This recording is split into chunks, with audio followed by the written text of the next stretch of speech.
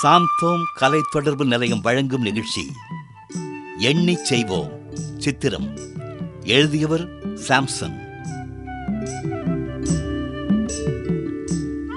இறைமகன் இயேசு எண்ணற்ற மக்களுக்கு உவமைகள் வழியாக நன்னெறிகளை போதித்து வந்தார். அந்த உவமைகளில் ஒன்றினை உங்களுக்கென படைக்கிறோம்.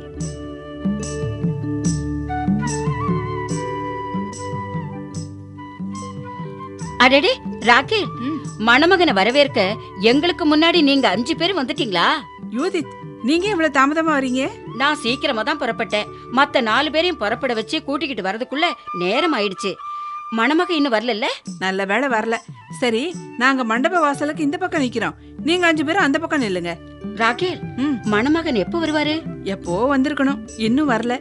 ஏன்னு தெரியல. சரி, அவர் வர வரைக்கும் நாம வாசல்ல தான் நின்னுக்கணும் இல்லையா? என்ன மணமகனை வரவேற்க மணமகளோட தோழிங்க 10 கண்ணீர் வந்தாச்சா? வந்துட்டோம். ராக்கேல், என்ன நீங்க 5 பேர் மட்டும் விளக்கேத்தி வச்சிருக்கீங்க? யூதி, உங்க விளக்கெல்லாம் எங்க? இதோ கொண்டு வந்திருக்கோம். கொண்டு வந்திருக்கோம்னு சும்மா வச்சிருந்தா எப்படி? இவங்கள மாதிரி விளக்க ஏத்தி வச்சுக்கங்க. மணமகன் எப்ப வருவாருன்னு தெரியாது. அந்த நேரத்துல விளக்கேத்திக்கிட்டு இருக்க முடியாதுல்ல. சரிங்க.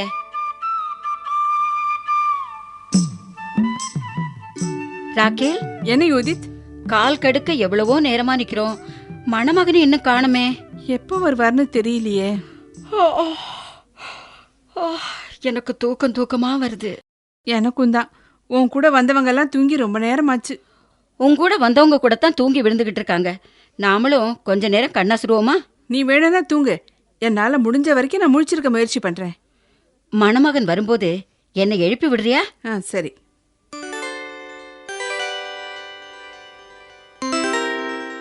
மணமகன் வந்தாச்சு.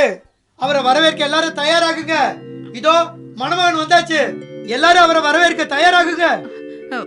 யூதித், யூதித், எழுந்துரு. யூதித், என்ன என்ன மணமகன் வந்தாச்சா? வந்தாச்சா? ஐயோ, நான் நல்லா தூங்கிட்டேன். நானும் தான். நல்ல வேளை, யாரோ குரல் கொடுத்த சத்தம் கிட்ட எழுந்துட்டேன். உன் கூட வந்தவங்களை எல்லாம் எழுப்பு. நானும் என் கூட வந்தவங்களை எல்லாம் எழுப்புறேன். எழுந்துருங்க, எல்லாம் எழுந்துருங்க. மணமகன் வந்தாச்சு. யூதித், உங்க ஆளுங்களை விளக்குகளை எடுத்து ஒழுங்குபடுத்த சொல்லுங்க. ஐயோ, எங்க விளக்கு இல்ல, எண்ணெய் தீந்து போச்சு போல இருக்கே. ரொம்ப நேரமா எரியுது இல்ல? நல்ல வேலையா நாங்க முன் யோசனையோட எங்க கலையத்துல எண்ணெய் கொண்டு வந்துட்டோம். அதை எங்க விளக்குல ஊத்திக்குவோம். ஐயோ, நாங்க அப்படி செய்யாம போயிட்டோமே. இப்ப எண்ணெய்க்கு நாங்க என்ன பண்ணுவோம்? ராக்கேல், ராக்கேல், உங்க எண்ணெயில கொஞ்சம் கொடுங்க. நாங்க எங்க விளக்குல ஊத்திக்கிறோம். உங்களுக்கு கொடுத்துட்டா அப்புறம் எங்களுக்கு எண்ணெய் பத்தாம போயிடுமே. இப்ப நாங்க என்ன பண்றது? உங்களுக்கு தேவையான எண்ணெயை கடையில போய் வாங்கிட்டு வந்துருங்க. இப்பவா? மணமகன் வேற வந்தாச்சுங்கிறியே. வேற வழி இல்ல. அவர் வரும்போது உங்க விளக்கு அணைஞ்சு போயிருந்தா நல்லா இருக்காது. ஆமா ஆமா, நாங்க 5 பேரும் ஓடி போய் வாங்கிட்டு வந்துடுறோம். ஏய், எல்லாரும் சீக்கிரம் வாங்க. என்ன வாங்கிட்டு வரதுக்கு இவ்வளவு நேரம் ஆயிடுச்சே. மணமகன் வந்திருப்பாரே. என்ன இது? திருமண மண்டபம் வாசல் மூடி இருக்கு. வாசல்ல நின்னுக்கிட்டு இருந்த ராக்கேலையும் அவ கூட வந்த மத்த கன்னியரையும் காணுமே. கதவை தட்டி பாப்போமா? யார் அது கதவை தட்டுறது? ஐயா, நாங்க மணமகனை வரவேற்க வந்த கன்னியருங்க. கொஞ்சம் கதவை திறங்க. மணமகன் வந்தாச்சு. வாசல் அவருக்காக காத்திருந்த கன்னியர் எல்லாம் அவருக்கு வரவேற்பு கொடுத்து மண்டபத்துக்குள்ளேயும் கூட்டிக்கிட்டு வந்தாச்சு. ஐயா ஐயா, நாங்களும் அந்த கன்னியரோட வந்தவங்க தான். தயவு பண்ணி கதவு திறங்க ஐயா. உங்களை யாருன்னே எனக்கு தெரியாதுங்க, அதனால கதவு திறக்க முடியாது. ஐயா ஐயா, கொஞ்சம் கதவை திறங்க ஐயா. ஐயா திறங்கய்யா. ஐயா ஐயா.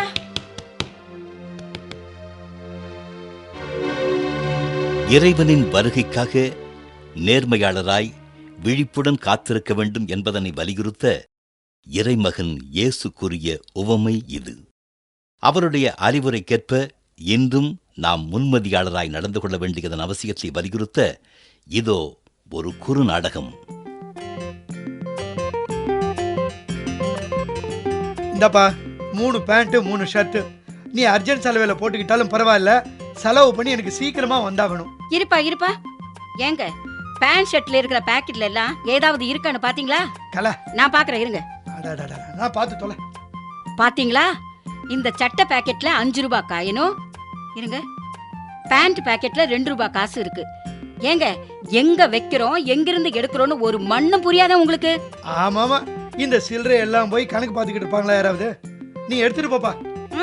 என்னமோ ஆத்துல வருது மண்ணுல சொருகுதுங்கிற கதையா பண்றீங்க. சரி சரி, உன் புராணத்தை ஆரம்பிச்சிடாத. நான் ஆபீஸ்க்கு போயிட்டு வரேன். இருங்க, மத்தியான சாப்பாடு எடுக்காம போறீங்க? நான் ஹோட்டல்லயே ஏதாவது சாப்பிட்டுக்கிறேன்னு. ஏங்க கண்டபடி காசை செலவு பண்றீங்க? ஒரு 5 நிமிஷம் இருங்க, சாப்பாடு கட்டி தந்துடுறேன், எடுத்துட்டு போலாம். கலா, ஓ சாப்பாட்டியே 3 வேளையும் சாப்பிடணுமா? ஒரு வேளை ஹோட்டல்ல தான் சாப்பிட்றேன்னு. இருங்க, எனக்கு கை செலவுக்கு காசு கொடுக்காம போறீங்களே, ஒரு 10 ரூபாய் இருந்தா கொடுத்துட்டு போங்க. 10 ரூபா என்ன அல்பத்தனமா? இந்த 50 ரூபா கஞ்சத்தனம் இல்லாம தாராளமா செலவு பண்ணு. இந்தாங்க சார் செலவு துணி 18 ரூபா கொடுங்க. 18 ரூபாயா? தரேன் தரேன். என்ன இது, நேற்று 50 ரூபாயை மாற்றி செலவு பண்ணிட்டு மீதி காசை இந்த பாக்கெட்டில் தானே வச்சேன், காணுமே. சரி, நாம் தான் எதுக்காவது எடுத்து கொடுத்துருப்போம். என்ன இப்போ இந்த 20 ரூபாயை எடுத்து கொடுத்துட்டா போச்சு. இந்தாப்பா 20 ரூபா, மீதியை கொடு. ஏங்க, என்ன இன்னும் வேலைக்கு போகாம வீட்லயே உட்காந்துருக்கீங்க? வேலைக்கு போகல? வேலைக்கு போகிறதா விஷயம் தெரியாதா உனக்கு? எங்கள் கம்பெனி நேத்திலேருந்தே ஸ்ட்ரைக்கு. ஸ்ட்ரைக்கா? ஆமாம், மேனேஜ்மெண்ட்ல அனாவசியமாக ஒருத்தரை வேலையை விட்டு நிறுத்திட்டாங்க. அதான் ஸ்ட்ரைக். எப்படியும் இன்னும் ஒரு 2-3 நாள்ல சரியா போயிடும். ஸ்ட்ரைக்குன்னு கடைசியில் கம்பெனியே இழுத்து முடியாச்சு. என்னது மூடியாச்சா? என்னப்பா புதுசா கேட்குற? போர்டு போட்டிருக்க லாக் அவுட். ஐயோ, இப்போ என்னப்பா பண்றது? வீட்டில் போய் தலைக்கு தலையணையை வச்சுக்கிட்டு தூங்குறது. அட நீ வேறப்பா, இந்த மாசம் சம்பளம் கூட வாங்கல, சாப்பாட்டுக்கு என்ன பண்றது? சம்சாரம் காதுல கழுத்துல மூக்குல இருக்கிறத கழட்டி வித்து திங்க வேண்டியதுதான், வேற வழி.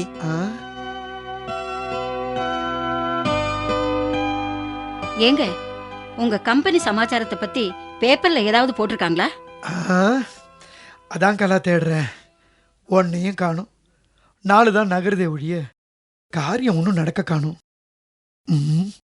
மேற்கொண்டு நாளை எப்படி ஓட்டுறதுன்னு ஒண்ணுமே புரியலையே. எனக்கும் அதாங்க கவலையா இருக்கு. கை செலவுக்கே கஷ்டமா இருக்கு கலா, வெளியில போறதுக்கே ரொம்ப யோசனையா இருக்கு. சார், அடனே யூனியன் செயலாளரா? வாங்க வாங்க கலா, இவர் தான் எங்க யூனியன் செயலாளர். என்ன சார், எப்படி இருக்கு நிலைமை? சீக்கிரம் கம்பெனியை திறந்துடுவாங்களா? நமக்கெல்லாம் சம்பளம் கிடைக்குமா? பேச்சுவார்த்தையில் முன்னேற்றம் இருக்கு, எப்படியும் சீக்கிரம் ஒரு நல்ல முடிவு வரும்.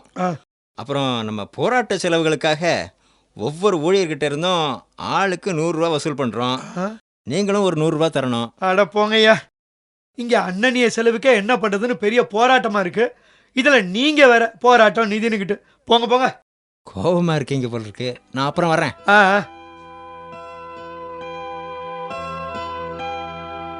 நீங்க பண்ண தப்புக்கு அவர் என்னங்க பண்ணுவாரு? அவர்கிட்ட ஏன் கோச்சுக்கிறீங்க? ஆமாங்களா, வருமானம் வரும்போது வகை தொகை தெரியாம செலவு பண்ணிட்டு இப்ப வகையா மாட்டிக்கிட்டேன். என்னங்க? கலா, எனக்கு ஒரு உதவி பண்றியா? அந்த தோட்டம் கொஞ்சம் கழட்டி கொடுக்குறியா?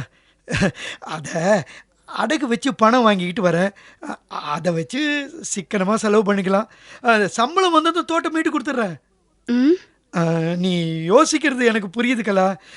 நீ போட்டு இருக்கிறது ஒரே நகை, அந்த தோடு தான். அதையும் கேட்கறது தப்பு தான், இருந்தாலும் வேற வழி இல்லை. இந்த ஒரு தடவை உதவி பண்ண. அது சரி, நீங்க எனக்கு ஒரு உதவி செய்வீங்களா? சொல்லுங்களா, இப்பவே பண்றேன். அதோ பரணு மேல ஒரு டின் இருக்கு பாருங்க. ஆமா, அதை கொஞ்சம் எடுத்து கொடுங்க. இதோ. அப்பாடா, என்ன இவ்வளவு கனமா இருக்கு? அட, அரிசி. ஏதுங்களா இவ்வளவு அரிசி? அதுவா, நீங்க கண்ணா பின்னான்னு செலவு பண்ணாலும் நான் கட்டிச்சிட்டா இருந்தேங்க, அதோட பலன் தான் இது. தினசரி உலைக்கு போடுற அரிசியில ஒரு பிடி அரிசி எடுத்து போட்டு வைப்பேன். அந்த சிக்கனம் தான் இன்னைக்கு பெருவெள்ளமா சேர்ந்திருக்கு. Very good very good. இத வச்சு ஒரு மாசம் வரைக்கும் ஓட்டலாம் போல இருக்கே.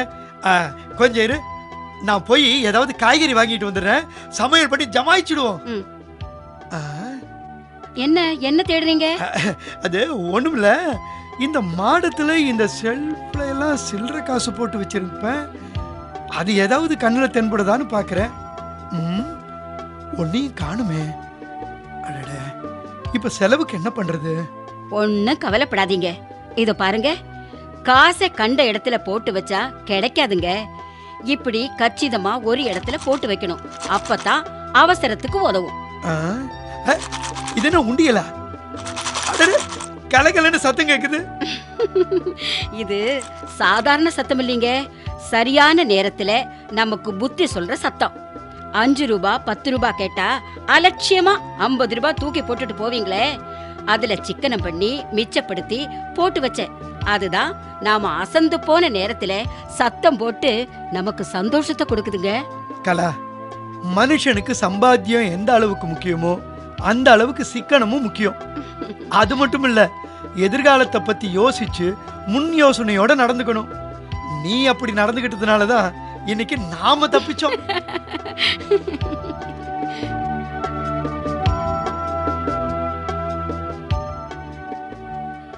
முன்மதி, அதாவது முன் யோசனை என்பது மனிதனின் வெற்றிக்கு பெரிதும் அவசியமானதொன்று. எனவே இறைமகன் இயேசு கூறிய உவமையின் உண்மை பொருள் உணர்ந்து நடப்போம், வெற்றி காண்போம்.